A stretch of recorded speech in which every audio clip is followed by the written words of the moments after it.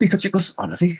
Ya tengo la captura de pantalla como evidencia de la clase de hoy. Ahora sí vamos a agrandar la pantallita para comenzar la sesión. Bien, como les decía, el día de hoy tenemos que realizar dos capítulos, funciones parte 2 y lo que es logaritmos. En esta parte de funciones parte 2 veremos lo que son las funciones crecientes y decrecientes, la función inyectiva, sobreyectiva y biyectiva. Y con todo eso podremos ver luego la función inversa para cerrar el capítulo con lo que es función exponencial y función logarítmica. Todo lo que vamos a ver el día de hoy. Como siempre, cualquier duda, cualquier inquietud me lo hacen saber para poder apoyarnos. Comencemos con las funciones monótonas, que son las funciones crecientes y decrecientes. Supongamos que tenemos acá una función definida en un dominio hacia R. Decimos que f es creciente en una parte del dominio si al tomar dos elementos en esa parte del dominio con la propiedad que el primer elemento es menor que el segundo, entonces, al aplicar f a cada una de ellas, la desigualdad se mantiene. Entonces, para que una función sea creciente, si tengo dos números, uno menor que otro, al aplicar f, la desigualdad se mantiene. Gráficamente, la función creciente se ve como una función que obviamente está subiendo, ¿no? Si esto fuese una persona, este puntero láser fuese una persona, esa persona para llegar a la parte alta de la función tiene que ir subiendo, tiene que ir creciendo, ¿de acuerdo? Entonces, mientras más crecen los valores de x, más crecen los valores de y, función creciente. Si x1 es menor que x2, sus imágenes f de x1 es menor que f de x2. En el caso de la otra función llamada decreciente, también se define en una parte del dominio si tengo dos números dentro de esa parte del dominio, donde uno es menor que el otro. Si yo aplico f a cada uno, la desigualdad se invierte. Eso es lo que dice la propiedad. Si aplicas f a cada uno de ellos, la desigualdad va a invertirse. Ese es el caso de la función decreciente. En la creciente, la desigualdad se mantiene. En la decreciente, la desigualdad se invierte. Ahora, gráficamente, acá tengo una función que está decayendo, está decreciendo. Claramente se ve que mientras el x más va avanzando, las imágenes de la función más van cayendo. Es una función decreciente. ¿Ya? Bien. Ejemplo. Dice, dada la siguiente función definida por esta expresión cuadrática, ¿es creciente o es decreciente? La pregunta. Bueno, vamos a intentar dibujar esta función. Para eso vamos a completar cuadrados. Esto se puede expresar como un binomio cuadrado de esta forma, como x más 2 al cuadrado menos 9. ¿No? No es difícil hacer eso. Vamos a abrir un lápiz un momento para ver la idea de cómo se hace esa construcción.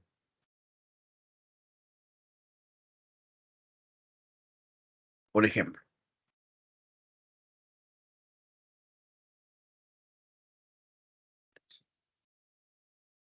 voy a hacer caso, ¿verdad?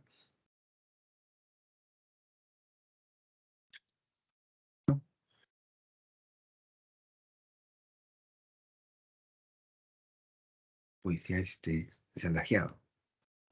A ver, a ver, a ver, a ver. No quiere escribir. Dios. Justo hoy día lo necesito. Chicos, ¿cómo hacemos? ¿Cómo hacemos? ¿Cómo hacemos? No no quiere hacer caso. Carambas. Ya, me da unos instantes, por favor. Voy a tener que reiniciar la máquina. Será unos 2 minutos como máximo. Sí, porque voy a necesitar este lapicito para poder escribir en la resolución de varios ejercicios. Si no, no vamos a estar limitados. Un momento, por favor. Regreso unos instantes. ¿Sí? Un par de minutitos, por favor. Gracias.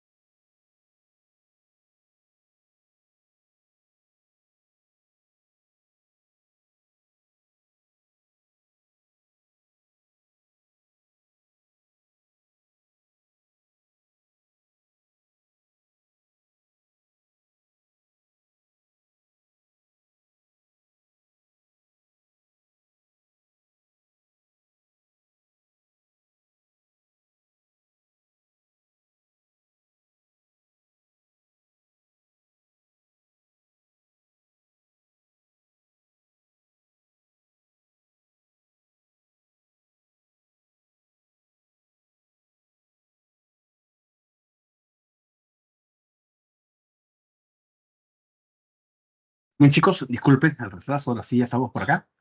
Vamos a continuar entonces con lo que estábamos explicando. El momento.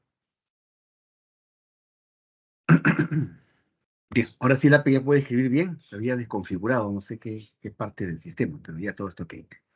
Bien, vamos a volver a compartir la pantalla entonces para poder iniciar nuestra sesión. Cuidado, ¿no? Ya está.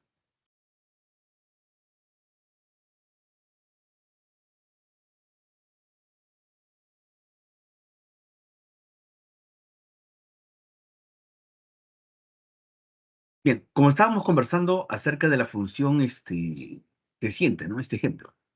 Les decía, aquí tengo una función cuadrática y les comentaba de que si nosotros completamos cuadrados, si esta expresión de acá lo expresamos como un binomio cuadrado, toma esta forma.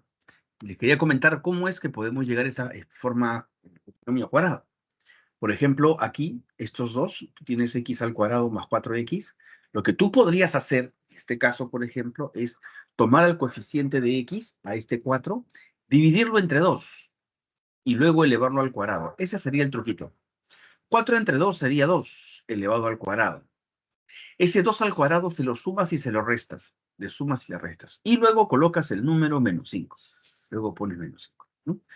Estos tres de acá forman un binomio cuadrado. El binomio sería x más 2 al cuadrado. Ahí se puede ver el primero elevado al cuadrado, el segundo elevado al cuadrado. El doble del primero por el segundo sería 4x, que está en el medio. Y acá tendría menos 4 menos 5 me da menos 9, ¿no? Que es justo lo que tenemos acá. Se puede expresar esa forma como un binomio elevado al cuadrado. Claramente se puede ver eso. Bien, luego de expresar a esa función cuadrática como una expresión cuadrática, ¿no? Con una sola variable, vamos a hacer la definición de función creciente, ¿no? O decreciente, según sea el caso.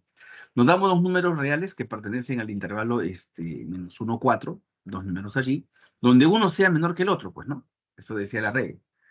Vamos a construir, a partir de estos datos, construyo esta expresión. Por ejemplo, tendría que sumarle 2 a ambos lados para construir esto. Si yo le sumo 2, sería x1 más 2 y x2 más 2. ¿De acuerdo? Le sumo 2. Tome en cuenta que si yo le sumo 2 a ambos, los resultados son positivos. ¿Por qué? Porque x1 y x2 están entre menos 1 y 4. Cualquier número entre menos 1 y 4, si yo le sumo 2, siempre va a ser cantidades positivas. Como son cantidades positivas, lo elevamos al cuadrado. Y al elevar al cuadrado, todo se mantiene en su lugar. Se eleva al cuadrado, el menor sigue siendo menor, y cada uno queda en su posición, pues, ¿no? La idea es construir esta expresión, ¿eh? Luego que elevo al cuadrado le resto 9. Si tú le restas 9 a ambos lados, la desigualdad también se mantiene. Y esta expresión sería el f de x1. O sea, si este x lo cambias por el x1, sería x1 más 2 al cuadrado menos 9. Esto. Y él sería el f de x2. Ahí se ve, ¿no? F de x1, f de x2. Claramente uno de ellos es menor que el otro. Entonces, si x1 es menor que x2, al hacer estas reglas, estas operaciones básicas, el f de x1 es menor que el f de x2. Inclusive, se puede hacer también graficando. Acá aparece de una manera teórica, ¿no? Demostrando que ciertamente la función es creciente. ¿Por qué es creciente? Porque si x1 es menor que x2, al aplicar f en cada lado, la desigualdad se mantiene. Gráficamente sería así. Esta es su gráfica de la función. No olviden que una expresión cuadrática es una parábola, ¿no? Entonces, cuando tú ubicas el menos 1 y lo reemplazas en el x, sería menos 1 más 2. Sale 1. Al cuadrado 1 menos 9 sería menos 8.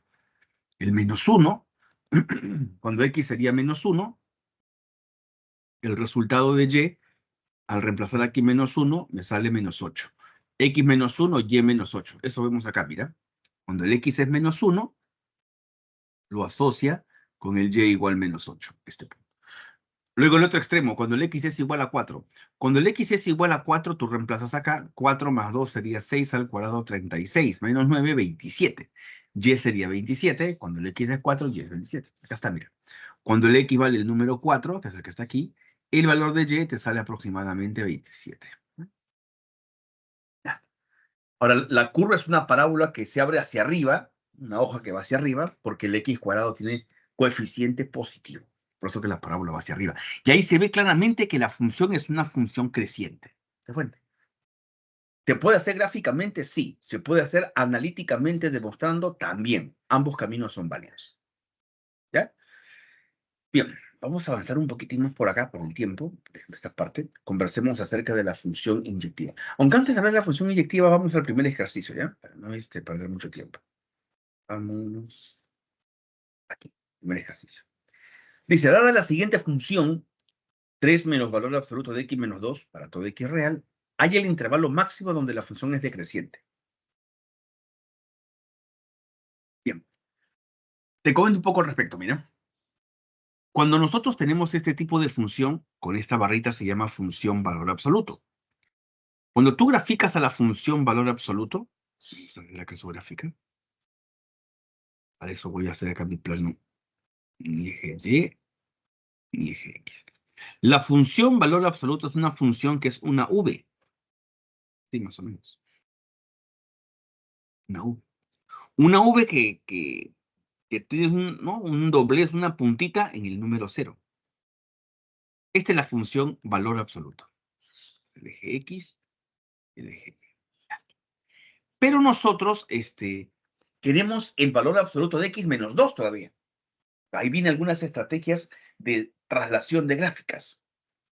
Cuando tú a esta función le vas a restar 2 unidades al X, cuando tú le restas 2 unidades al X, la función sufre una traslación, o sea, se mueve la función, por así decirlo, pero como lo estás afectando 2 unidades al X, el movimiento va a ser sobre el eje X, o sea, un movimiento horizontal, ¿no?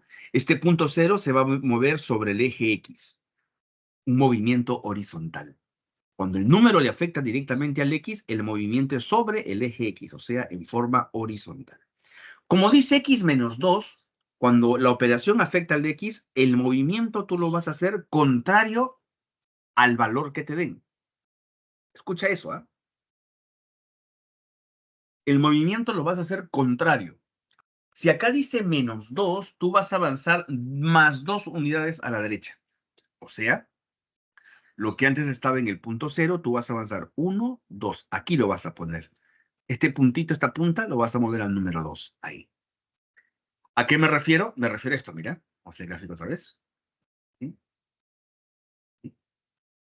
Eje X, eje Y. Entonces, en el número 2, ahí va a estar la puntita. Ahí viene la V. Bueno, este es el gráfico número 1, ¿ah? Así comienza la función más sencilla. El gráfico número 2 es cuando al X le restas 2. Pero restarle 2 es correr 2 unidades hacia la derecha. ¿De acuerdo? Así quedaría más o menos. Bien, ahora, en la situación que aparece aquí en la función, el valor absoluto fuera aparece un número negativo. Era la tercera gráfica. Tenemos el f de x igual a un negativo de x menos 2. Cuando a toda la expresión, a toda la función se le multiplica por un menos, la gráfica sufre un reflejo. Hay una reflexión, hay un espejo que va a ocurrir ahí. Veamos a qué me refiero. Recuerda que el gráfico estaba aquí en el número 2, su puntita, ¿no? Entonces, si tú observas aquí, la gráfica era una V que iba hacia arriba. Cuando multiplicas por menos a todo el valor absoluto, la gráfica se refleja, donde el eje X va a ser como un espejo. Él se refleja hacia abajo, o sea, la V se va a invertir, o la V va a estar así ahora, hacia abajo. Para ser exacto, lo vamos a ver acá, así, hacia abajo. ¿De acuerdo? A ver, repasemos los pasos, ¿ah? Cuando a la X tú le restas un número, directamente le afectas a la X, el movimiento de la gráfica es horizontal. Si dice menos 2, le haces lo contrario, corre 2 unidades a la derecha. Si a toda la gráfica lo multiplicas por un negativo, si a toda la función, ¿no? Multiplicas por un negativo, entonces la función se refleja, donde el eje X es como un espejo. Si la V iba hacia arriba, ahora se va hacia abajo. El eje X se comporta como un espejo.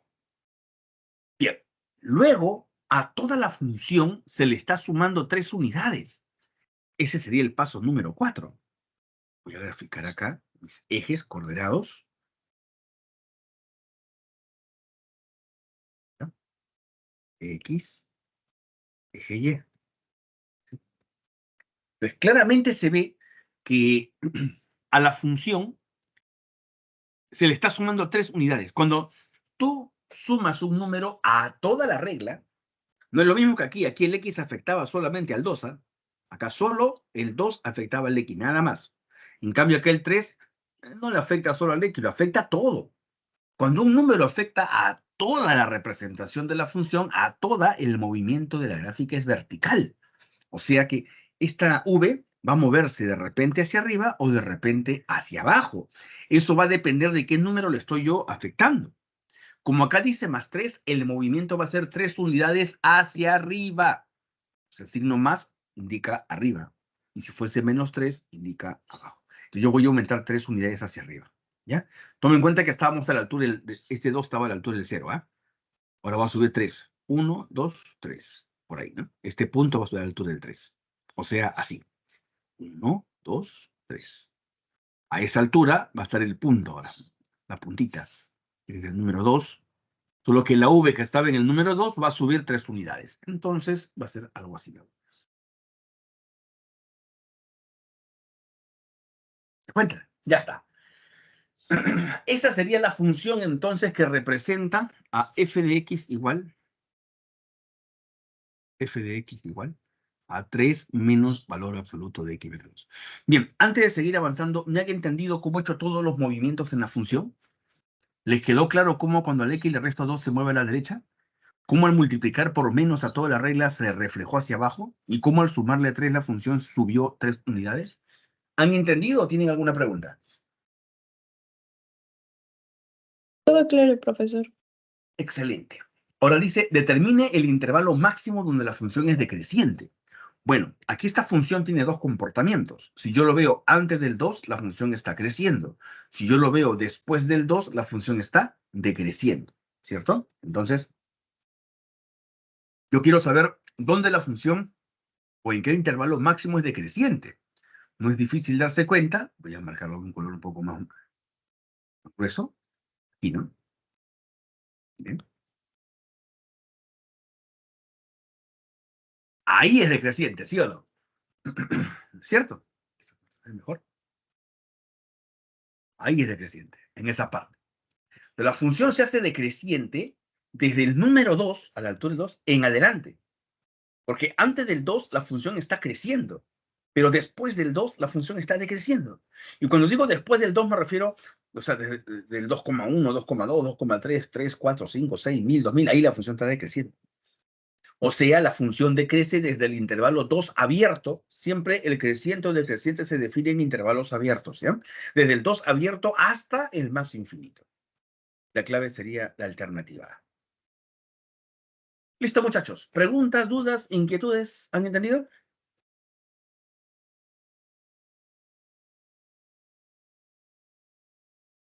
Asumo que Sí, está claro, ¿ah? profesor, todo claro. Excelente. Tómele captura de pantalla, porque así no está resuelto en la PPT. Yo lo he hecho con traslación de gráficas. Aparte que nos ha permitido, ¿no?, conocer o recordar algunas cosas que deberíamos conocer, ¿no? ¿Qué ocurre cuando al X le sumas un número? ¿Cómo se mueve la gráfica? ¿Qué ocurre si multiplicas por un menos a toda la regla de correspondencia? Ya has visto qué ocurre con la gráfica. ¿Qué ocurre si a toda la regla le sumas un número? Ya has visto cómo el movimiento se hace vertical. Bien, pasemos ahora sí a otros tipos de funciones, que son el caso de las funciones inyectivas y subyectivas. Función inyectiva. Si a f una función, cierto dominio definido en un conjunto B, decimos que es inyectiva en una parte de su dominio si al tomar dos elementos en esa parte del dominio, de tal manera que las imágenes f de x1 se igual a f de x2, entonces sus preimágenes x1 y x2 también son iguales. ¿Ya? Si las imágenes coinciden, las preimágenes también. Eso. Otra manera de escribir también eso de la función inyectiva, parece más sencillo, es la siguiente. Por ejemplo, al revés, ¿ah? Si x1 es diferente a x2, eso implica que las imágenes f de x1 es diferente a las imágenes f de x2. No coinciden. ¿De acuerdo? Si tengo dos números distintos, al aplicar f, sus resultados también son distintos. Eso es lo que me parece más práctico de entender la función inyectiva. Ujú. Bien, vamos a seguir. Ejemplo. Acá tengo el conjunto A y el conjunto B. Mira, voy a tomar acá dos elementos distintos. Acá 3 con 11, 5 y 6. Mira. 3 y 5 son elementos distintos. Cuando yo al 3 lo aplico F, al aplicarle F al 3, esto se convierte en 11. Cuando el F lo aplico al 5, el F de 5 se convierte en 6. Claramente, dos elementos diferentes, 3 es diferente de 5, al aplicarle F, sus resultados también son diferentes. ¿Te das cuenta? A eso se refiere esta definición de función inyectiva, ¿no? Para dos valores distintos, las imágenes respectivas también son distintas. Y ahí tenemos. 5, 7 son distintos, las imágenes de 15 también son distintas. ¿Ya? A eso se refiere la función inyectiva. Inclusive ustedes mismos, ¿no? Por ejemplo, el conjunto de los estudiantes con el conjunto de los números de DNI, por ejemplo. Yo ahorita puedo tomar dos estudiantes diferentes y estudiantes distintos van a tener números de DNI también distintos. Es imposible que dos personas distintas tengan el mismo número de DNI, eso no se puede dar. Siempre se cumple que dos personas distintas tienen números de DNI distintos. Por lo tanto, la relación o la función que relaciona a los estudiantes con el número de DNI es una función inyectiva. ¿De acuerdo? Es inyectiva. Bien, observación. Regla de la recta horizontal. Si tiene la gráfica de una función, para que la función sea inyectiva, al trazar cualquier recta horizontal debe cortar solamente en un punto. Por ejemplo, esta función es inyectiva. Si trazo una recta horizontal, solamente lo corta en un punto. Sin embargo, si esa curva tiene un doblez, por ejemplo, algo así, se dobla la curva, tiene un doblez, al trazar una recta horizontal, lo corta en 2 puntos. Por lo tanto, esa curva con su doblez ya no representa a una función inyectiva. ¿Ya? No es inyectiva. Función sobreyectiva. Una función se llama sobreyectiva o suryectiva si es que el rango de la función es igual a todo el conjunto B. Por ejemplo, aquí, para darnos una idea. ¿Quién es el rango de esta función? ¿Quién es el rango de esta función f? No es difícil darse cuenta que el rango de la función f son los elementos donde cae la flecha. Y las flechas caen en los siguientes elementos. 11, 6, 15, 17. 11, 6, 15, 17. Ahí caen las flechas. ¿De acuerdo? Esos elementos forman parte del rango. Esos elementos forman parte del rango. Y claramente esos elementos es igual al conjunto B. El rango de la función coincide con B porque B también es 11, 6, 15, 17. Si es que el rango de la función coincide con el conjunto de llegada del conjunto B, esta función es suryectiva o también llamada sobreyectiva. ¿Te das cuenta? ¿Por qué estamos llamando a esa función suryectiva o sobreyectiva? Porque el rango de la función coincide con todo el conjunto de llegada. Otra forma de decirlo es que el conjunto B, todos sus elementos le cae una flecha. A todos, mira, 11 le cae flecha, al 6, al 15 y al 17, a todos les cae flecha. No hay ningún elemento que se quede sin flecha. Cuando eso ocurre, se dice que la función es suryectiva o sobreyectiva. Es como que la función ha llenado a todo el conjunto de llegada. F sobreyectiva o suryectiva si el rango de la función es igual al conjunto. Otra función importante también que tenemos que ver es la función biyectiva. La palabra bi viene de dos, o sea, doble, dos situaciones, dos propiedades en este caso. Para ser biyectiva tiene que tener la función dos propiedades. Tiene que ser inyectiva y sobreyectiva a la vez. ¿De acuerdo? Inyectiva y sobreyectiva a la vez. Bien, para poder de alguna manera seguir practicando los ejercicios también, vamos al ejercicio número 2. Dice, determine la suma de los elementos del rango de la función sabiendo que esta función es una función inyectiva. Algunos detalles que vale la pena recordar o tomar en cuenta. Si yo tengo, por ejemplo, un conjunto de pares, 2,3, 5,7 y por acá voy a poner un 4,7, Por ejemplo, esto de aquí representa una función. ¿Cómo sabemos si es una función? La clase pasada habíamos comentado que para saber si es función, miramos la primera componente. Toda la primera componente tiene que ser diferente. Para hacer función, la primera componente tiene que ser diferente. Por eso es que es una función. Sin embargo, esa función no es inyectiva. Profe, ¿cómo sabe usted que la función no es inyectiva? Para ver si es inyectivo o no, tienes que ver la segunda componente. Y mira aquí la segunda componente. La segunda componente se está repitiendo. ¿Te das cuenta? Para ver si es inyectivo o no, tienes que ver la segunda componente.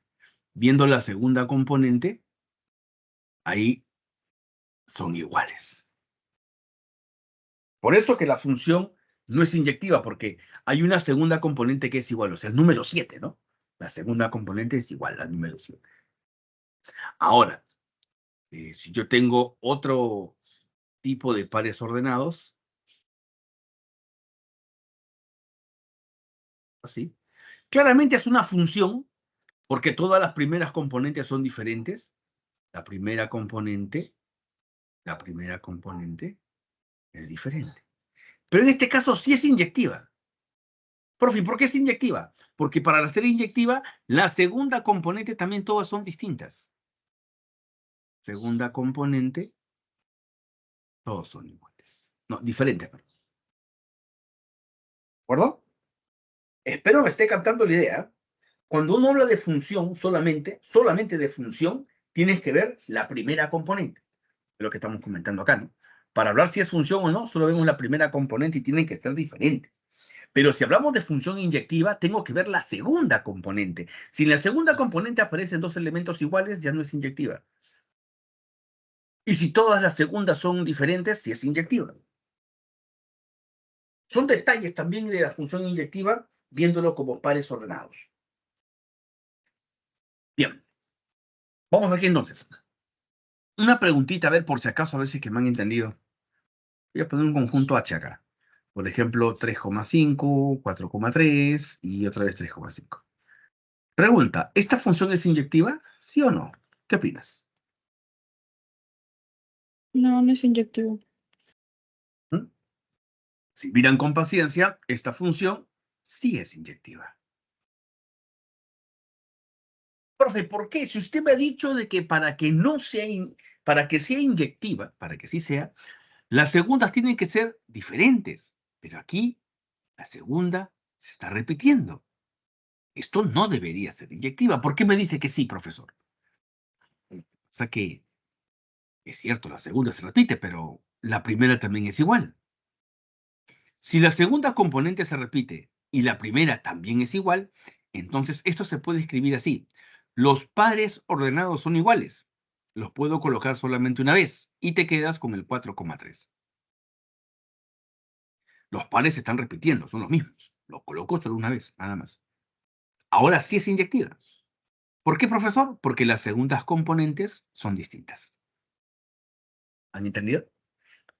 Profe, y ese truquito de juntarlo en uno solo, ¿por qué no lo hizo acá arriba?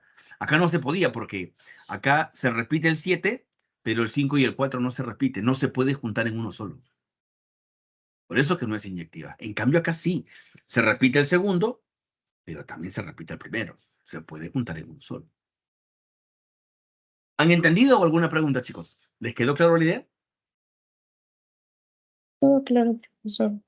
Perfecto. ¿Bien? Entonces, con todo esto comentado, vamos al ejercicio. La pregunta dice, halla la suma de los elementos del rango del siguiente conjunto, sabiendo que es una función inyectiva. Aquí tengo dos cosas, ¿eh? Que es una función y que es inyectiva. Bueno,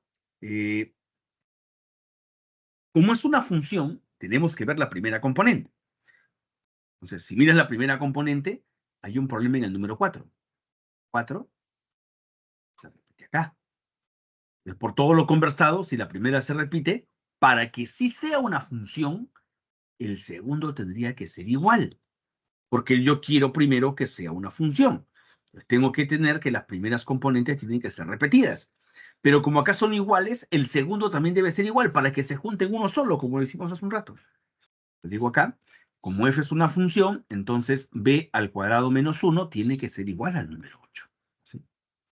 El 1 suma al 8 te sale 9. El cuadrado pasa como raíz. Entonces, suma 9. La raíz de 9 tiene dos valores. Tiene 3 o si no, menos 3 también. Me debo quedar con uno de estos dos valores. 3 o con menos 3. Bueno, en realidad en este caso nos vamos a quedar con el menos 3. Este va a quedar. Este se va a eliminar. No siempre se elimina el negativo. En este caso el negativo queda. El que se elimina es el positivo. Profe, ¿por qué? Es que si tú tomas el número 3 y lo reemplazas en toda esta expresión, mira qué ocurre. Sería con el b igual a 3, acá sería 3 más 8, 11, ¿no? 10, a menos 10,11. Acá fuese 3 al cuadrado 9 menos 1, 8, 4,8. 5, 5 baja. Si acá fuese 3, sería 3,1. Y hoy este baja a 3,2. Ya no copio 4,8 porque ya está acá. Este sería el conjunto de pares. Pero eso estaría mal. ¿Por qué? Porque en este caso, fíjate, el número 3 se está repitiendo. Para que sea función, el segundo también tendría que ser igualito, pero 1 y 2 no se repiten. La función mira la primera componente, recuerda, la primera tiene que ser distinta, pero si se está repitiendo, para que sea función, la segunda tiene que ser igual. Por ese motivo, este caso no es función. Y como no es función, el b no puede ser 3. ¿De acuerdo? Como el b no es igual a 3, no me queda otra que el b sea igual a menos 3. Esto es contradicción, porque el problema dice que sí es una función, y acá me sale que no es una función. Se contradice. Por eso que 3 no es la respuesta correcta. B debe ser menos 3. Igualmente lo voy a reemplazar. Si acá fuese menos 3, si acá fuese menos 3, si acá fuese menos 3, queda así. Sería a menos 10, 8 menos 3 sería 5. Acá 4 menos 3 al cuadrado 9 menos 1, 8. 5, 5 baja. A ver, 5, 5 baja. El B es igual a menos 3, sería menos 3,1. Ahí está. El 3,2 baja. 4,8 ya no lo pongo porque ya está acá ya. Ese 4,8 que ves aquí ya aparece aquí adelante. Bien, así como lo ves, es una función, porque todas las primeras componentes, mira, 3, menos 3, 5, 4, son diferentes. Este casito nomás que nos tiene un poquito, hay que tener cuidado, ¿no? Por ahora estamos yendo bien, todas las primeras son diferentes. Ahora vamos a ver el hecho que es una función inyectiva. Recuerda que la función observa la primera componente, que es lo que he hecho ahora. La inyectiva observa la segunda componente. Y mira la segunda ahora. La segunda, el problema en la segunda estaría acá, en el número 5. La segunda se está repitiendo. Para que sea función, la primera también tiene que ser igual. ¿De acuerdo? Para que sea función, si se repite la segunda componente, la primera también tendría que repetirse. ¿Ya?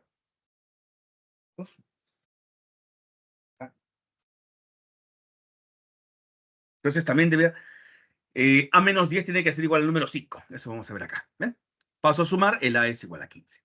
Ya tenemos entonces el valor correcto para el B, que sería menos 3, y el valor correcto para el A, que sería el número 15.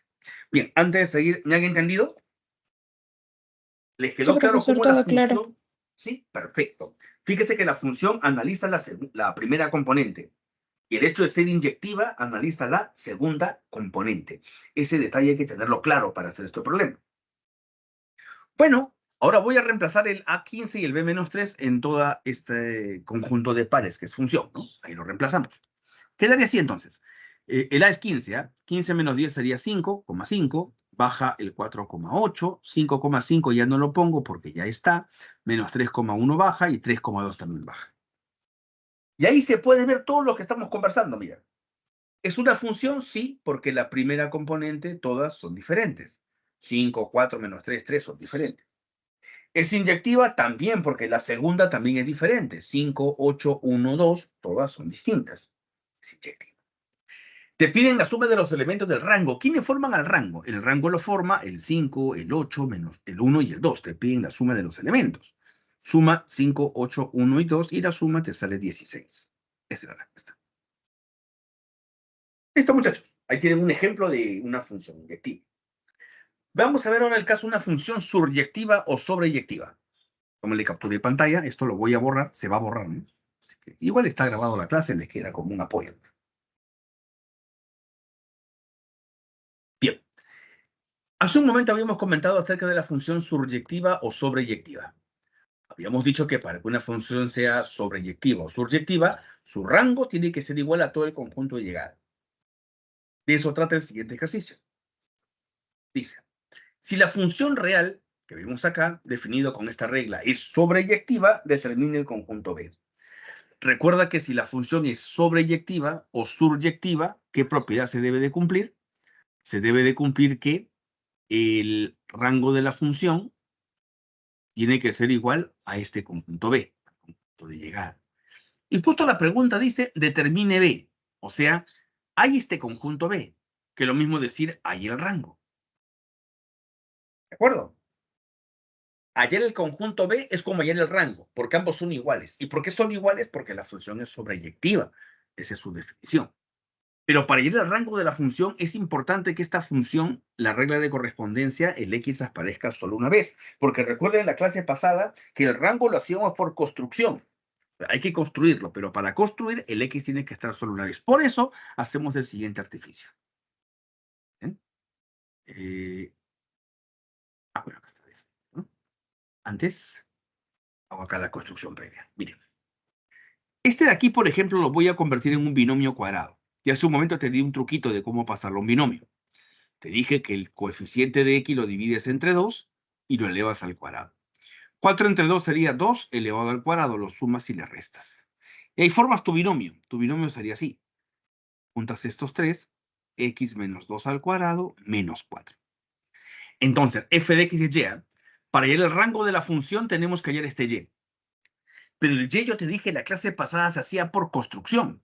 O sea, tenemos que conocer el x, restarle 2, elevar al cuadrado, restarle 4, para encontrar el y, que es el rango.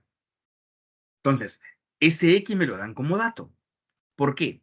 Porque el dominio son los valores de x. Cuando a mí me dice que el dominio va de menos 2 a 5, te está diciendo que x es más grande que menos 2, pero menor o igual que 5. Acá le pongo el igual porque el 5 es cerrado.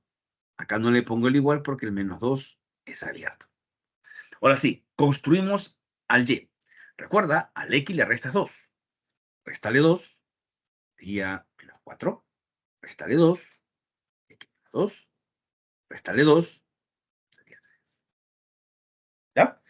Le estamos quitando 2 a todas las expresiones, ¿eh? A todo le quito 2. Bien, luego tengo que elevar al cuadrado. Cuidado con eso, ¿eh? Yo te dije en las primeras semanas de clase que cuando tú elevas al cuadrado una expresión que es negativa y otro positivo, cuando elevas al cuadrado le pones mayor o igual que 0 siempre. Cuando elevas al cuadrado le pones mayor o igual que 0. Entonces, elevamos al cuadrado y le pongo mayor o igual que 0, cuando es negativo y positivo. Y en la derecha pones el cuadrado más grande. Entonces, ¿qué es más grande? ¿Menos 4 al cuadrado o 3 al cuadrado?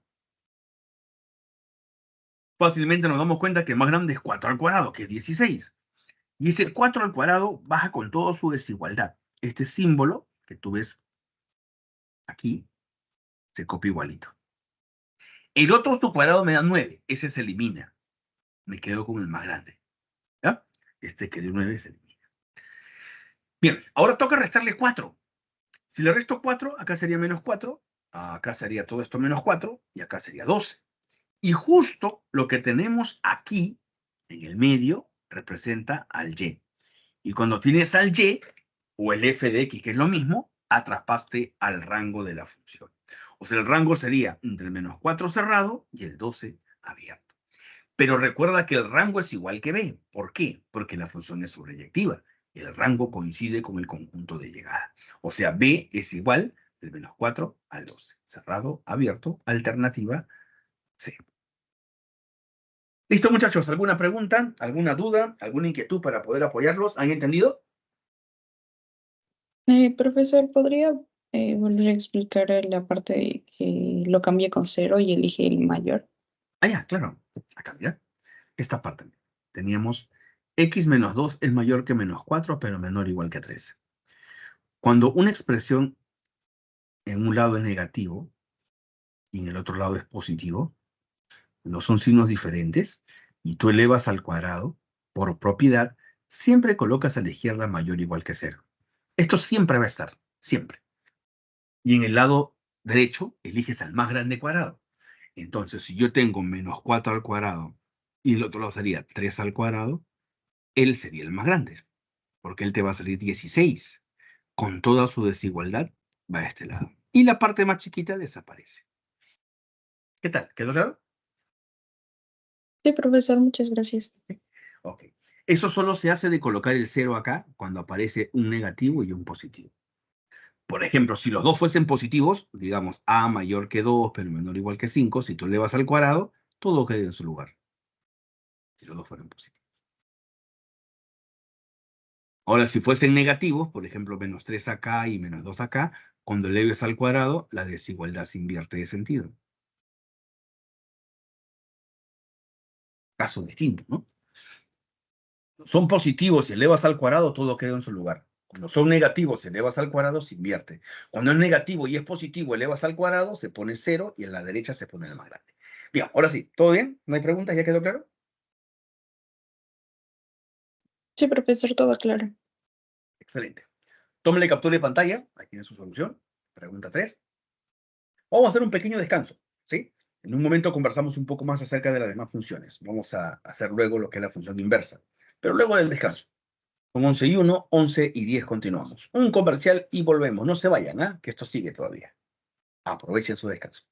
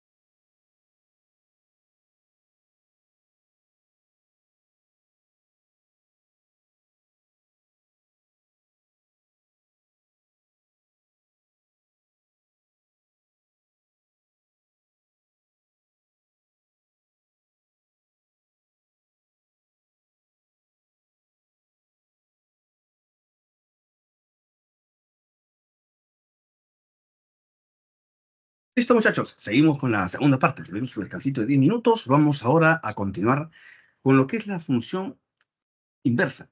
¿Ya? Hemos hablado de lo que es la función creciente, decreciente, inyectiva, subyectiva. Conversemos ahora acerca de la función inversa. ¿Sí? Ya, un momento.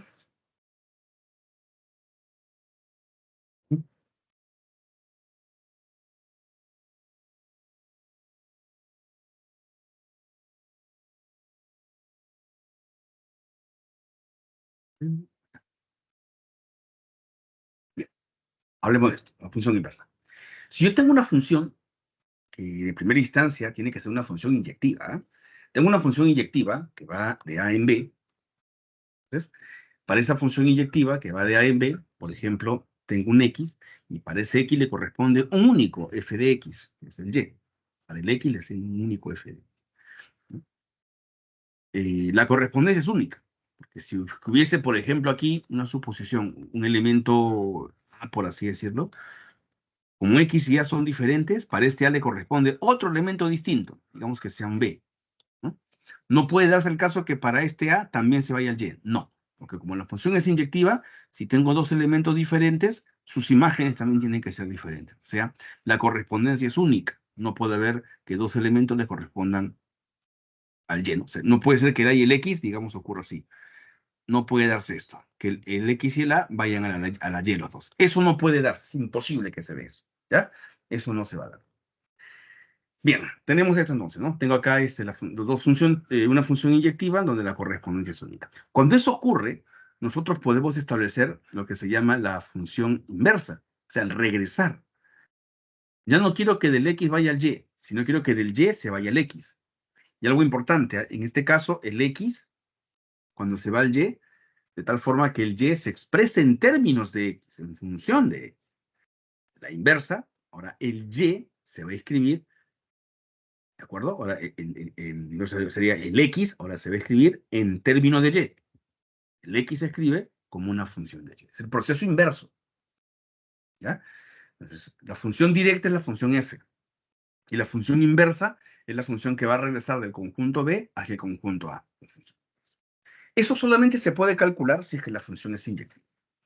Si la función no es inyectiva, no vamos a poder calcular esa función inversa. ¿Ya?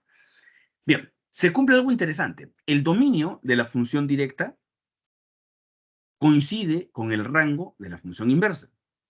Son lo mismo. Y el rango de la función directa coincide con el dominio de la función inversa. Entonces, cuando nosotros calculamos el dominio y el rango, como hemos aprendido a hacer hasta ahora, estamos calculando, a su vez, el dominio y el rango también de la inversa, pero tomando en cuenta que es lo contrario, ¿eh? Lo que era dominio en la función directa, ahora es rango en la inversa. Y lo que era rango en la directa va a ser dominio de la inversa, siempre y cuando la función sea inyectiva. Todo estamos hablando bajo la premisa de que la función sea inyectiva. ¿Ya?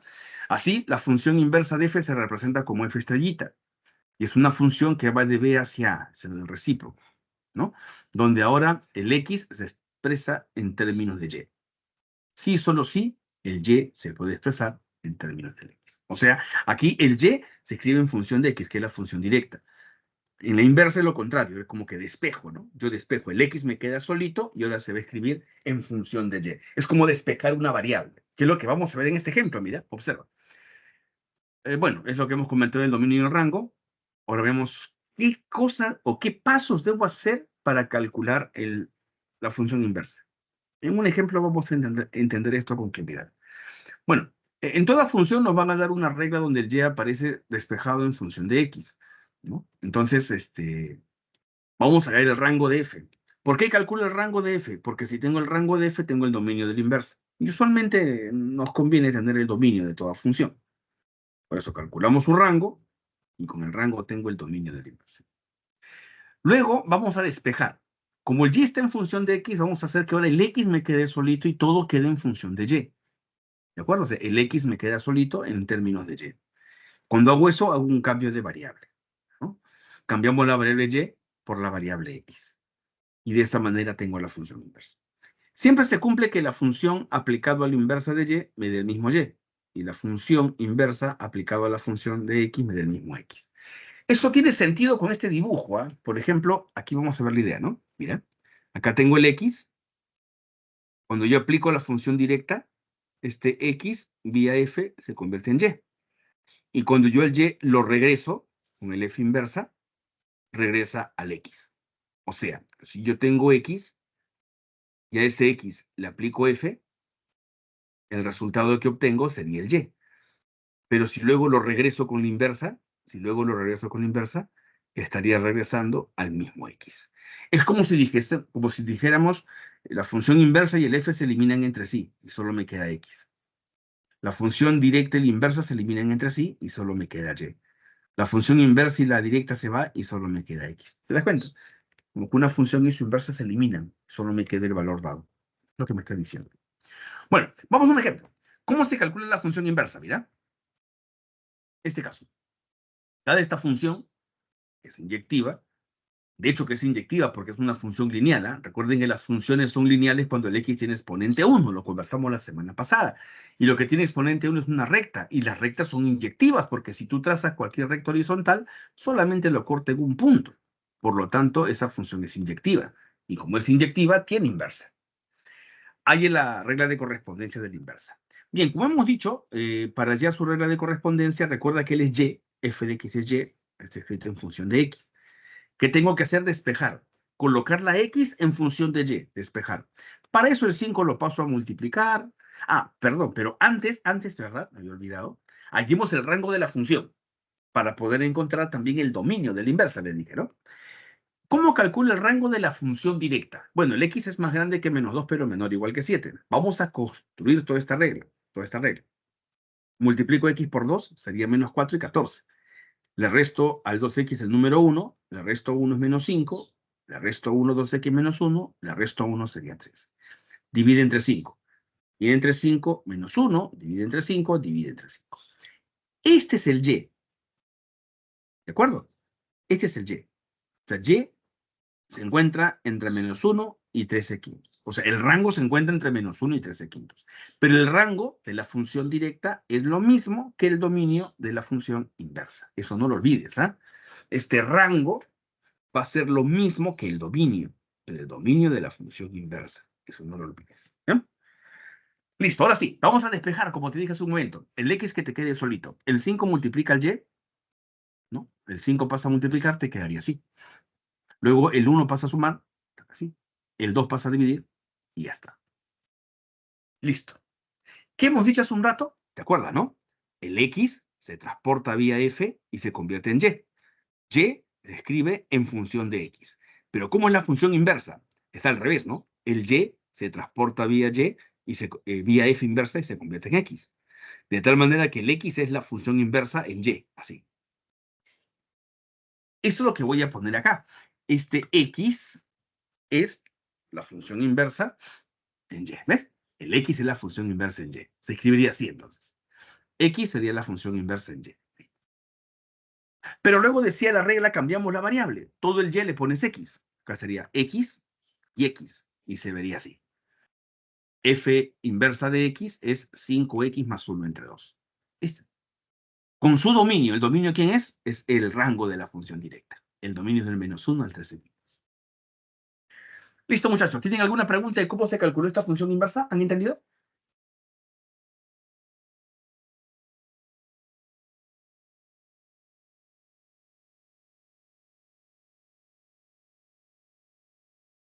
Bien, hagamos un ejercicio más de la función inversa. ¿Ya?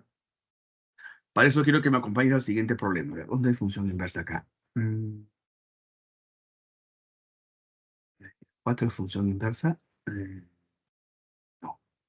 El 5 es inversa. Poco. Que el 6 es la inversa, ¿no?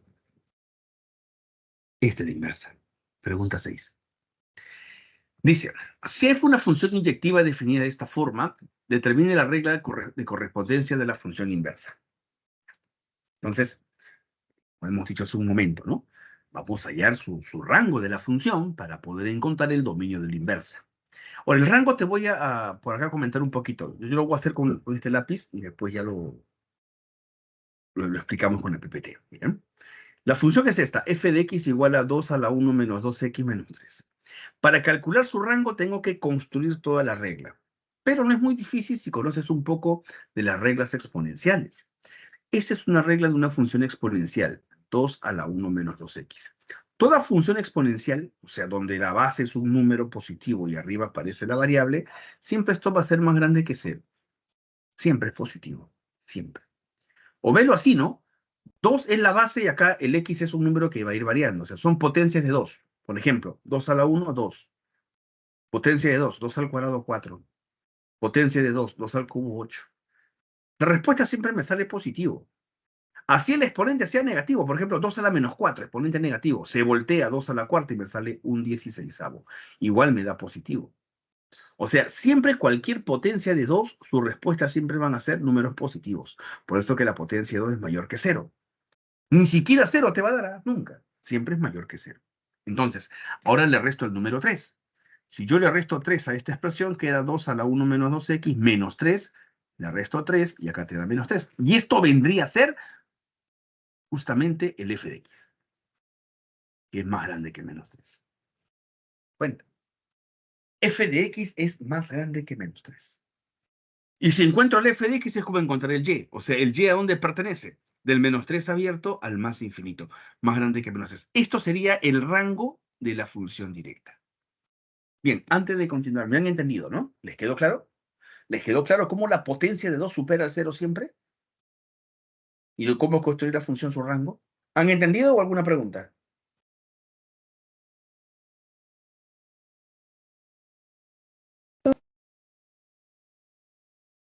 Chicos, ¿preguntas? ¿No hay preguntas?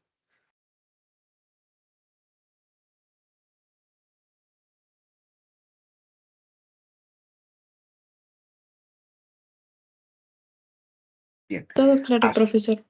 ya, excelente. Muchas gracias por la confirmación. ¿Mm?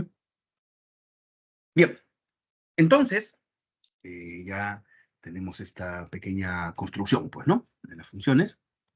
Acá. Vamos ahora a la siguiente pregunta. ¿Eh? O bueno, vamos a ver lo que te he explicado acá hace un momento, que te acabo de explicar, de cómo hallar el rango, lo vamos a ver ahora con la PPT. ¿Ya? El dominio, bueno, el dominio no te lo comenté, pero no es necesario, yo quería el rango, ¿no? Con el rango de la función tengo el dominio de la inversa, dije. El dominio es rápido porque el dominio son los valores de x. X puede ser cualquier número real. Cualquier número que tú pongas acá, esto siempre se puede hallar. Puedes poner un número positivo, negativo, fracción, y siempre esta potencia se puede calcular. Así que el dominio no es una cosa muy complicada. El rango lo que te mencioné, la potencia de 2 es mayor que 0, el resto 3. Luego acá me sale que todo esto, todo el f de x es más grande que menos 3, así que el rango sería el menos 3 al más simple. Esto fue lo que te comenté hace un momento. Este rango es el dominio de la función inversa, obviamente. ¿Cómo calculo la inversa ahora? Despejando. Recuerda que el f de x es como el y, ¿eh? Es como si fuera el y. Y vamos a despejar. Lo que está restando se despeja al otro lado sumando, ¿no? Él pasa a sumar, queda así. Y aquí viene un problema que vale la pena tenerlo claro, ¿no? Todos sabemos que si algo está sumando en un lado, pasa al otro lado restando. Si algo está restando, pasa al otro lado sumando. Si algo está multiplicando, por ejemplo, pasa al otro lado dividiendo. O sea, hay reglas establecidas. Si algo está como exponente, pasa al otro lado como raíz. Yo te pregunto, ¿y cómo hago para la base despejarlo al otro lado? Ese detalle, la base. Porque lo que suma pasa restando, lo que resta pasa sumando, multiplicando, dividiendo, el exponente raíz y la base. ¿Cómo pasa la base al otro lado? Me comenta al respecto.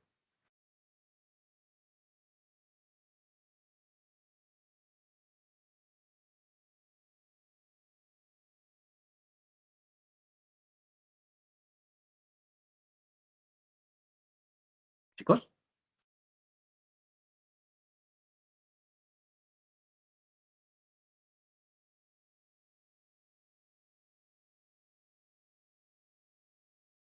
bien. Entonces, ¿cómo pasa al otro lado, como te estaba diciendo, ¿cómo pasa la base al otro lado? La base al otro lado pasa como un logaritmo. Eso lo vas a ver acá, mira. ¿Viste? Como un logaritmo. Entonces, lo que está sumando pasa restando, lo que está restando pasa sumando, multiplicando, dividiendo, el exponente como raíz, y la base pasa como logaritmo. Bien, espero me haya entendido la idea de ese despeje, ¿no? Como la base pasa como... Perdón, la base pasa como un logaritmo, disculpe. Bien, seguimos.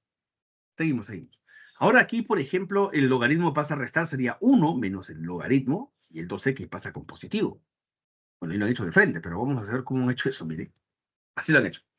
Este logaritmo pasa acá a restar sería 1 menos el logaritmo en base 2 de y más 3 y el 2x pasa con positivo, 2x. El 2 que está multiplicando pasa dividiendo, sería 1 entre 2 porque lo divide a él y también lo divide a él, logaritmo de y más 3, todo entre 2. Y lo igualas a x. ¿De acuerdo? Como estás viendo, el logaritmo lo pasé a restar, el 2x lo pasé a sumar y el 2 luego lo pasé a dividir. Así queda. Que eso es lo que vemos aquí, ¿no? Mira, observa. Ahí está. X es igual a 1/2 de todo. Pero ¿qué hemos dicho hace un rato, no? Cuando tengo la función directa, el X se traspasa o se convierte en Y. Eso se hace, el F coge al X y lo convierte al Y. Así se expresa, así se representa. En la función inversa es al revés. El Y, vía la función inversa, se convierte en X. O sea, el X es la función inversa evaluada en Y.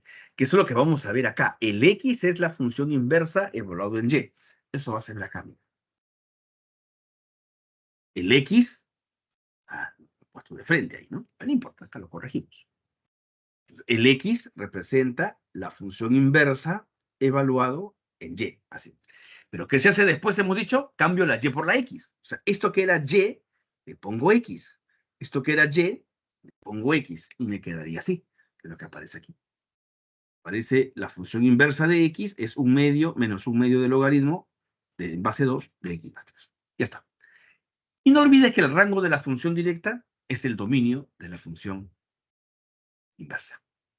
La clave sería este dominio, que puede ser la A o la B, con esta función inversa, que sería la alternativa B. Esta sería, ¿no?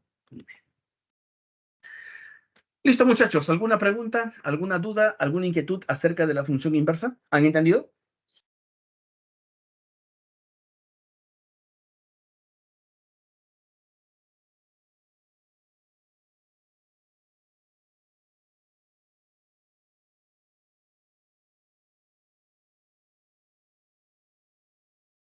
¿Preguntas?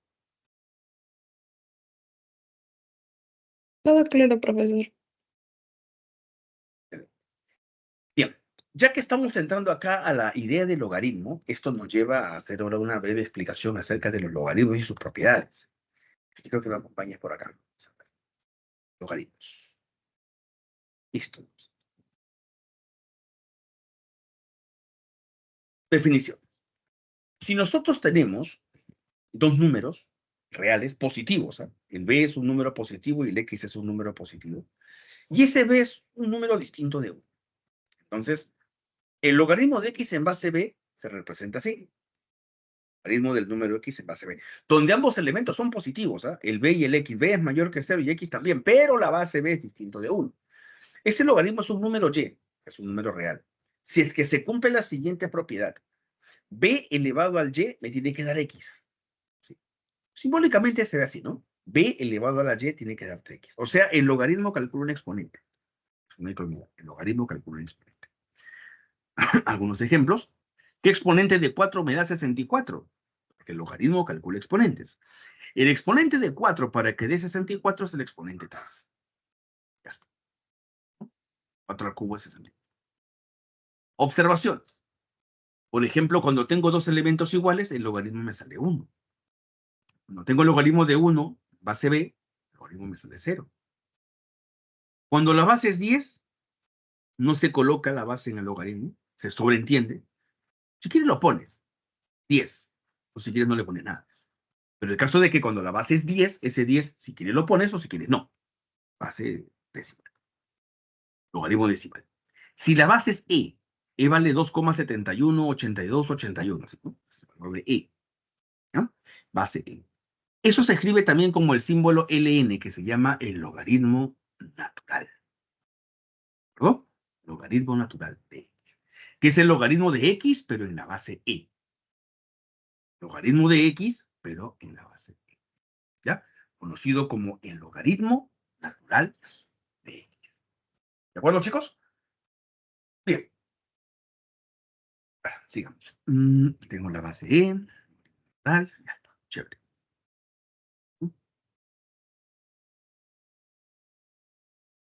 Hay propiedades que cumplen también los logaritmos. Comentemos un poquito acerca de sus propiedades.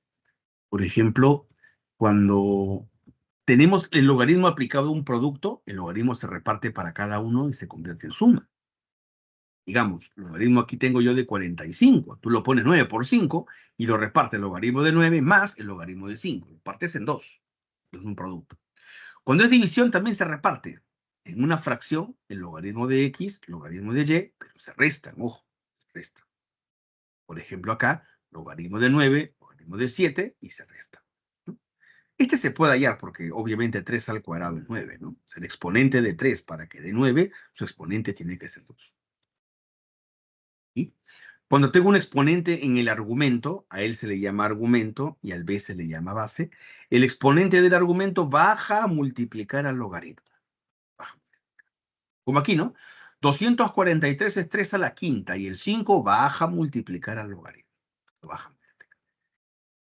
Cuando tengo doble exponente en el argumento y en la base, eso bajan también. En el exponente, en el argumento, perdón, el exponente se pone como numerador y en la base, su exponente se pone como denominador, ¿no? O sea, esto baja, m, esto baja, n. Y te quedaría el logaritmo de x en base b. ¿Qué es esto, no?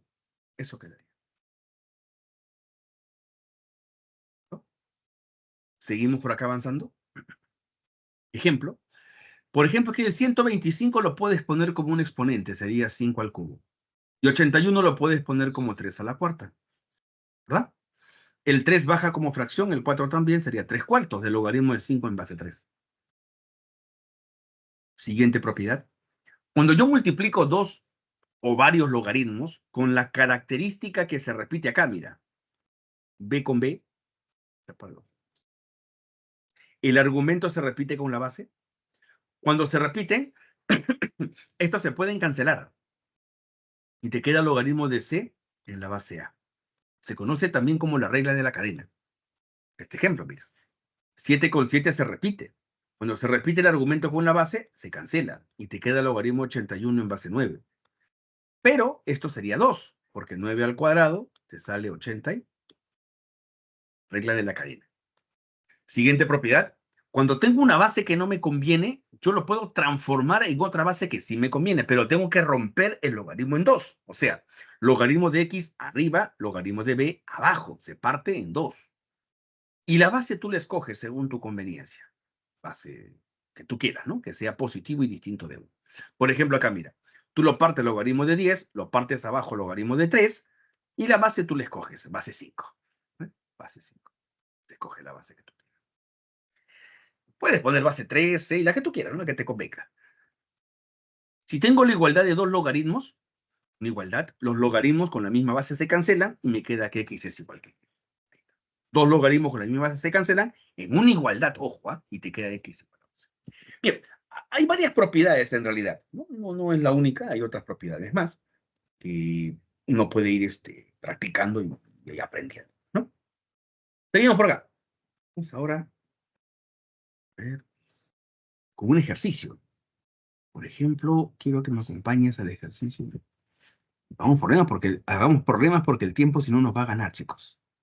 A ver, ¿cuál sería? Este me parece. Sí, este. Pregunta 5. Dice así. A ver.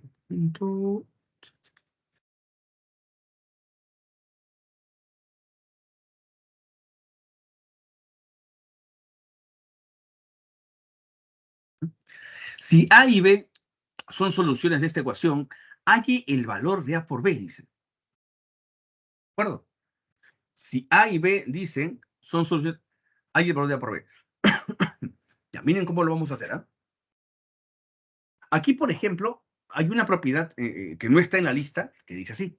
Si yo tengo logaritmo de A entre B, en algunos casos me conviene cambiar la posición de los términos.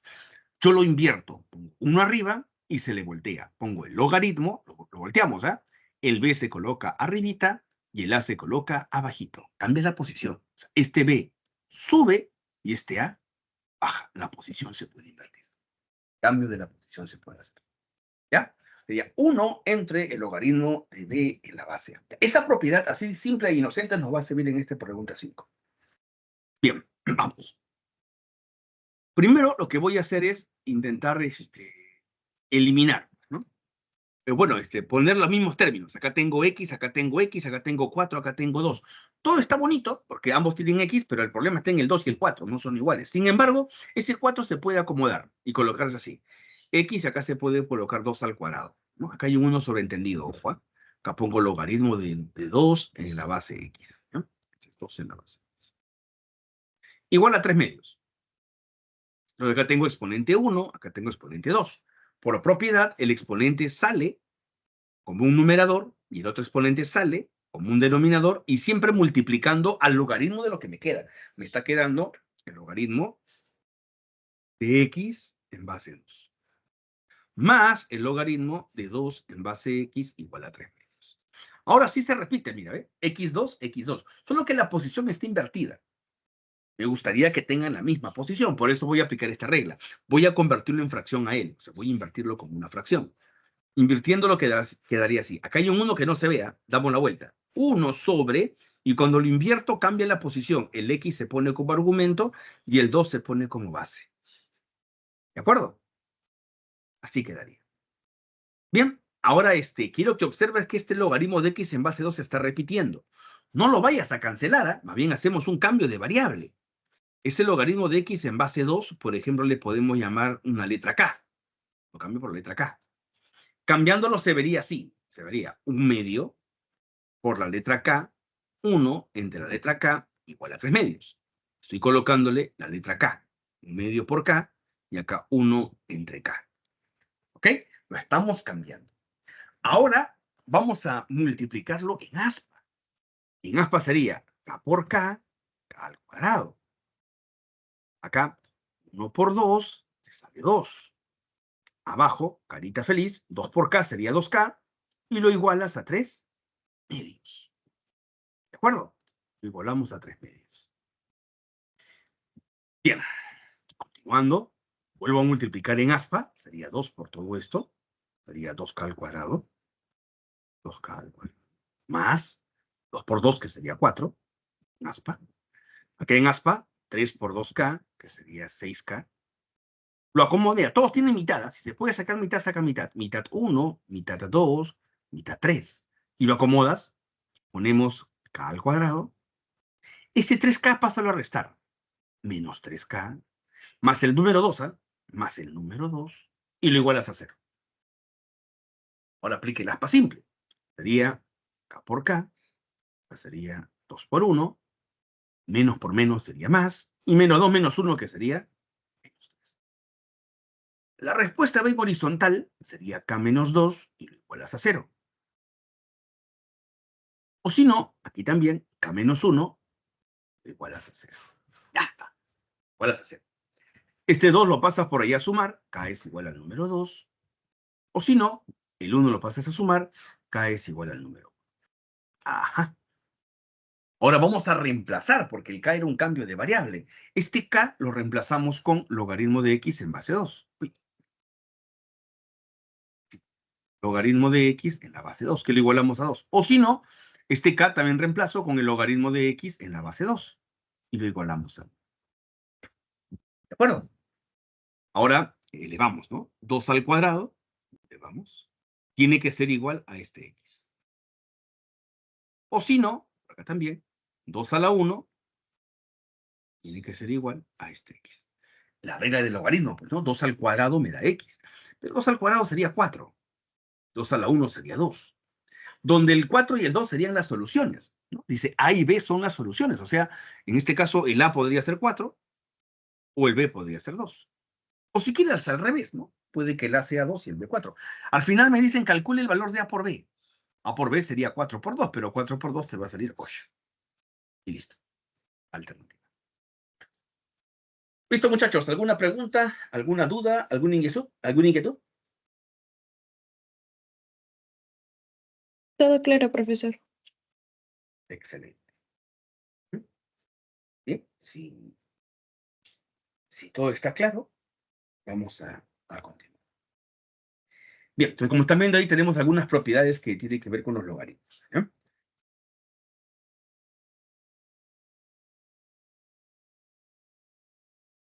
Vamos ahora a un ejercicio que también involucra esto de los logaritmos y sus despejes. Este ejercicio tiene que ver con la pregunta 7. Dice, la cantidad de carbono 14 que muestra un fósil después de T años está dada por el modelo siguiente, donde C sub 0 es la cantidad inicial de núcleos de carbono 14 y K es una constante positiva. ¿Cuál de las siguientes alternativas determina el tiempo? T años. O sea, te piden hallar el tiempo, ¿no? O despejar esto, mejor dicho. Despejar esto. Vamos a hallar T. Entonces, vamos a hacer los despejes convenientemente. Por ejemplo, acá vamos a copiar la función para que lo puedan ver. Esta es la función. Si quiero hallar T, primero debo despejar el C sub 0, que está multiplicando, lo voy a pasar dividiendo. Acá está. Él pasa a dividir f de T entre C sub 0 es igual a él. ¿Qué es esto? Recuerda, queremos hallar T. Entonces, acá tengo una base. El T aparece en el exponente. Yo quisiera que esta base se despeje al otro lado. Y ya te comenté, para que una base se despeje, la base se despeja como un logaritmo. Despejándolo, aquí, mejor lo hacemos a esta forma, ya, si no, la perspectiva va a ser un poco más larga. Este E lo vamos a despejar al otro lado como un logaritmo y quedaría así. Menos T sobre K es igual a el logaritmo en la base E de todo esto. Sí, de C sub 0. Pero hace un momento hemos comentado también que el logaritmo en la base E, tú lo puedes escribir también de otra forma, ¿no? Recuerda que también este pasa a multiplicar, ¿eh? Este sube a multiplicar. Sería menos T es igual a K veces. Y recuerda que el logaritmo en base E se puede escribir como el logaritmo natural. Es lo mismo. Hace un rato comentamos que el logaritmo natural de X es como si yo colocase el logaritmo en la base E. Solamente es una notación, una representación. ¿Ya? Y ahí voy a poner ahora el f de t sobre el c sub 0. ¿Sí? ¿De acuerdo? Así quedaría. Bueno, aquí hay un menos 1, ¿no? Voy a multiplicar por menos 1 para que eso se vuelva más 1. Sería más 1t. Aquí por menos 1 sería menos k, el logaritmo natural del f de t sobre el c sub 0. Pero también habíamos comentado hace un momento, habíamos dicho que si algo está multiplicando puede subir como exponente. Así como el exponente podría bajar, la regla del sombrero te dije, los exponentes bajan a multiplicar, él también puede subir. Y te quedaría así, t es igual a el logaritmo natural de f de t sobre c sub 0, todito elevado a la menos k. El exponente menos k puede subir y quedaría así. Pero con este exponente negativo lo puedes invertir a todo, pues, ¿no? Invirtiendo quedaría así, t es igual al logaritmo natural, se invierte porque el exponente es negativo, de f de t, se ha invertido con exponente k. Listo, el tiempo tendría esa forma, y esa forma, ¿quién de todos sería? Si miramos con paciencia, me parece que es la alternativa C. Logaritmo natural, C sub 0, f de t elevado a la k.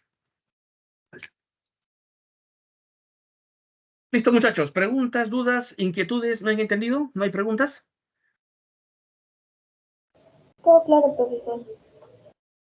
Excelente. Listo. Vamos por acá entonces. Tómenle captura de pantalla si creen necesario. Vamos ahora a conversar un poquito acerca de algunos tipos de funciones especiales. Momento. La función exponencial y la función logaritmo. Esta de acá. La función exponencial es una función donde la variable aparece en el exponente. Por eso se llama función exponencial, ¿no? La variable en el exponente. La base tiene que ser positiva y no tiene que ser 1. Lo interesante es que cuando tú dibujas la función exponencial, me será una función dependiendo cómo sea la base. De repente ahí se ve un poquito fría la explicación. Voy a hacer acá 2 ejemplos para que se entienda mejor. ¿No? Va a depender cómo sea la base para poder nosotros tener los diferentes tipos de funciones exponenciales. Por ejemplo, cuando yo tengo la función donde la base es un exponente, digamos la base sea 2, la base es un número, perdón, y el exponente sea una variable, o sea, si la base es un número más grande que 1, el 2 es más grande que 1, la gráfica me sale así, creciente. Pasa por el número 1, ¿eh? Y lo curioso es que conforme la recta horizontal va aumentando, va creciendo, la curva se va acercando a la recta horizontal, pero no se cortan. Mientras más te vas alejando, más se van acercando. Yo le llamo curvas cariñosas. O sea, como que quieren, pero no quieren al final. Apúrase porque nunca se van a intersectar. A esa recta horizontal se le llama recta asíntota, que es una recta que en el infinito se va aproximando a la curva, pero solo se aproxima, más no se intersectan. Eso ocurre cuando la base es más grande que 1. Pero puede ocurrir que la base sea más chiquito que 1. Por ejemplo, f de x igual a un medio. Un medio es un número menor que 1. Pero siempre es positivo, ¿eh? Siempre. Si es menor que 1, la función es decreciente, baja ahora. Siempre pasando por el número 1. Y lo mismo, ¿no? Conforme va aumentando la gráfica, cada vez más se va acercando al eje X. No se intersectan, pero en el infinito cada vez más se van acercando, mientras más crecen infinitamente. Esto es lo que se ve acá. La de azul es cuando la base es más grande que 1 y la de rojo cuando la base es más chiquita que 1, pero siempre bases positivas. Siempre el dominio de cualquier función exponencial va a ser los números reales. Bueno, acá dice la función es creciente, obviamente, cuando es mayor que 1. Es inyectiva, lo cual es obvio, ¿no? Porque, por ejemplo, acá, si yo si trazo una recta horizontal, corto en un punto. La recta horizontal a la curva de color rojo lo corta en un punto. La función es inyectiva. Y cuando la base está entre 0 y 1, la función es decreciente, la función de rojo, y también es inyectiva.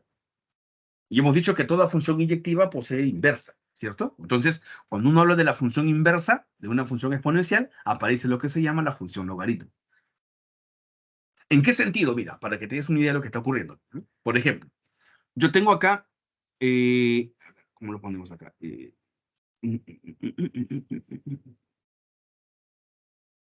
La función, por ejemplo, exponencial es aquella función que si yo le coloco un valor aquí al x, el resultado que me sale es un y, que es la potencia. Esta es la función exponencial. ¿De acuerdo? Para la función exponencial, tú tienes que conocer el exponente para recién calcular la potencia. En cambio, la función inversa es lo contrario, pues. O sea, conociendo ahora la base y el resultado, tenemos que regresar y calcular el exponente. Esa es la función inversa. Y esa función inversa viene a ser el logaritmo. Recuerda que el logaritmo te dan como dato una base de un resultado y que te piden el exponente. Por ejemplo, te dan el logaritmo de 32 en la base 2. Te dan la base y te dan el resultado, la respuesta, ¿no? ¿Qué tienes que hallar tú? El exponente. Que te digo acá, ¿no? Te dan la base, el resultado. Ahora tienes que regresar para hallar el exponente. En este caso sería 5 el exponente. 2 a la 5 te da 32.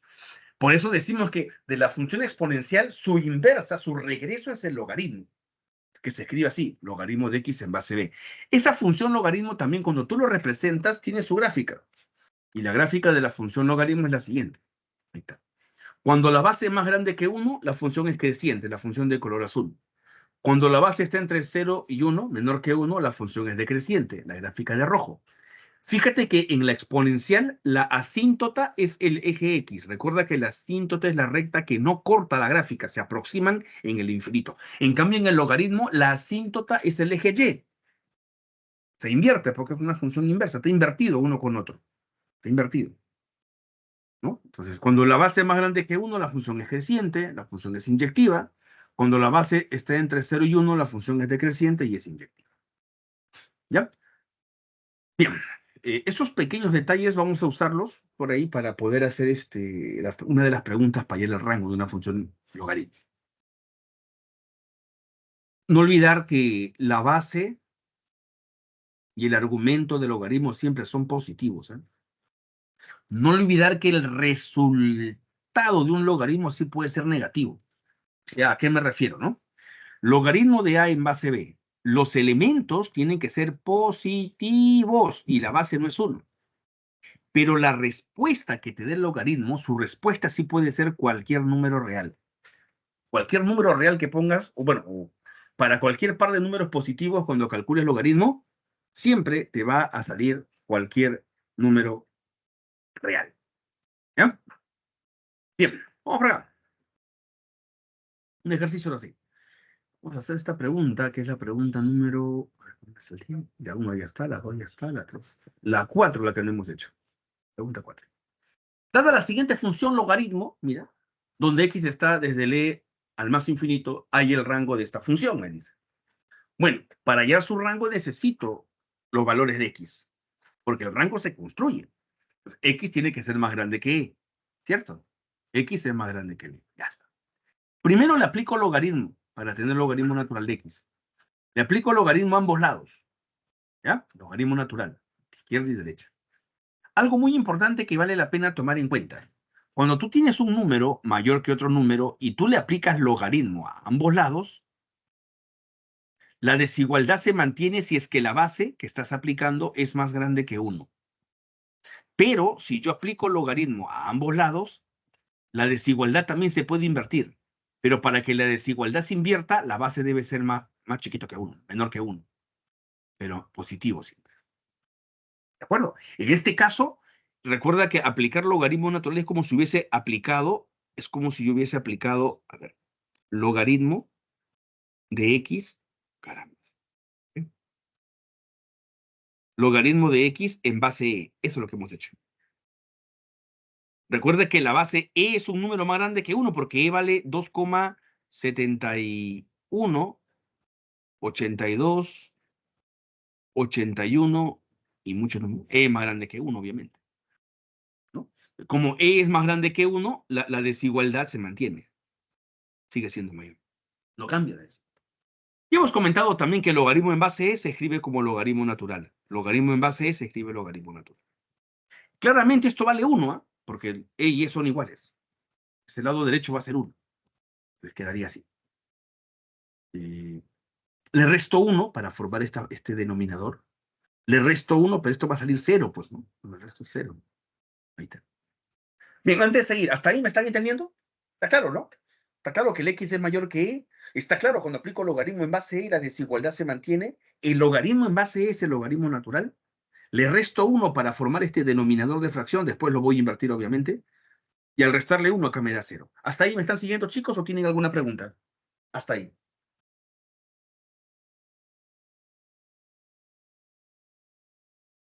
Todo claro, profesor. Sí, excelente, Camila. Gracias por tu respuesta. Bien, ahora la parte de acá sí hay que pensar. Esto sí es bastante para analizar. ¿Ya? Esta expresión es una cantidad positiva, que es mayor que 0.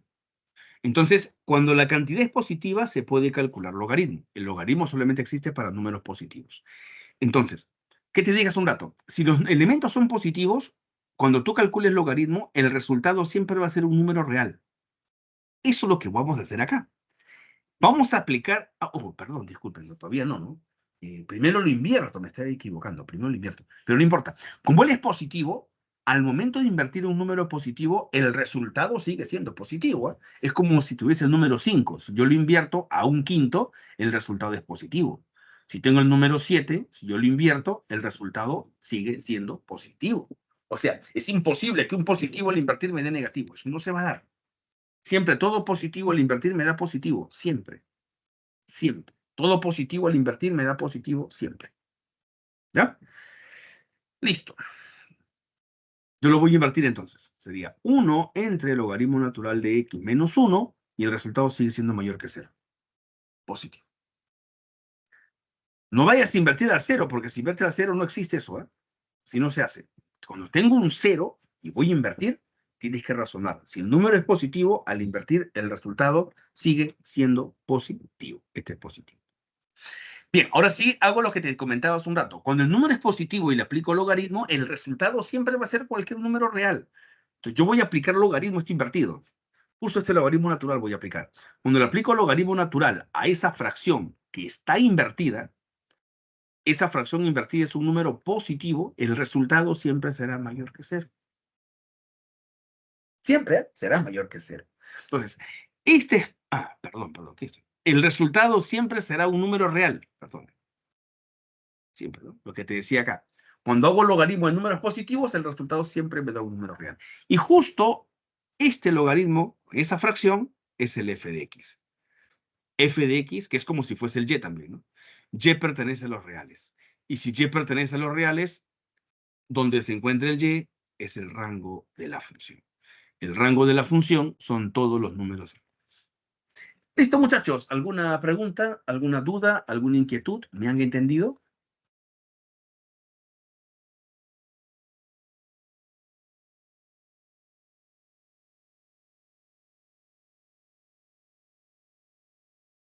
¿Pregunta, muchachos?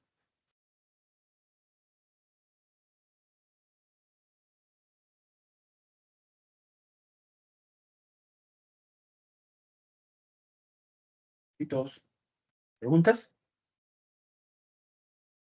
Todo claro, profesor. ¿Sí? Excelente. Ajá.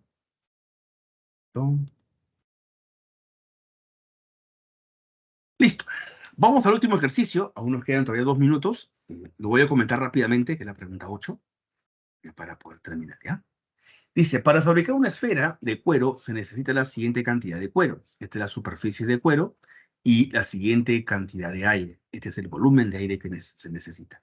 Donde R es el radio en centímetros de la pelota, el radio es un valor común para ambos, si se cumple que el logaritmo de S es igual a esta expresión, donde A, B y C son constantes reales, halle el valor de K.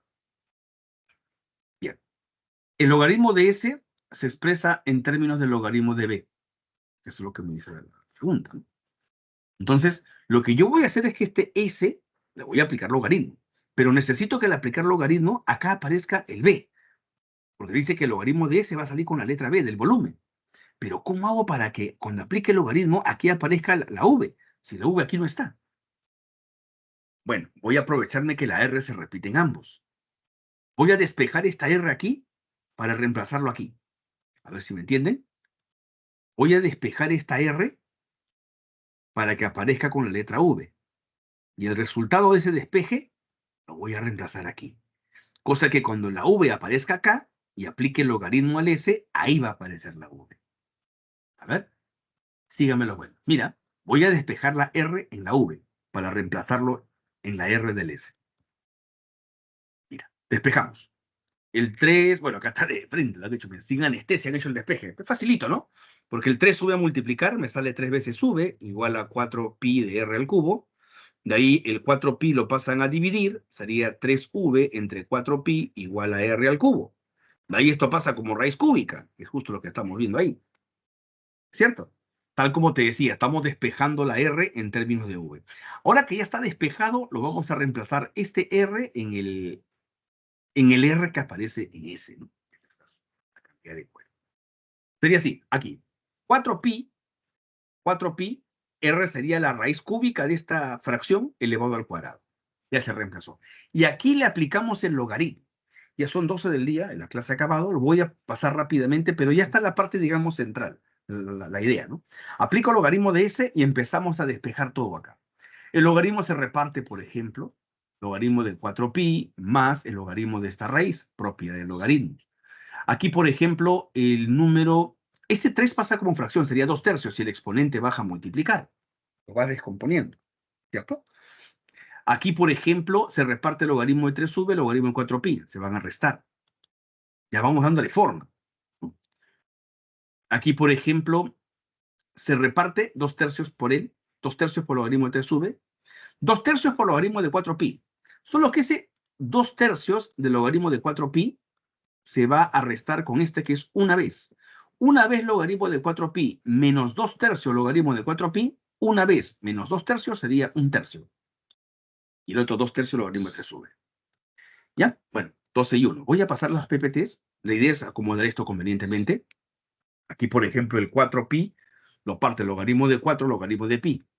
Se parte. Solo que el 4 es 2 al cuadrado. Baja, ¿no? Aquí igual, lo parte el logaritmo de 3, logaritmo de v. Multiplicas la fracción y vas acomodando bonito y vas a llegar más o menos a este resultado.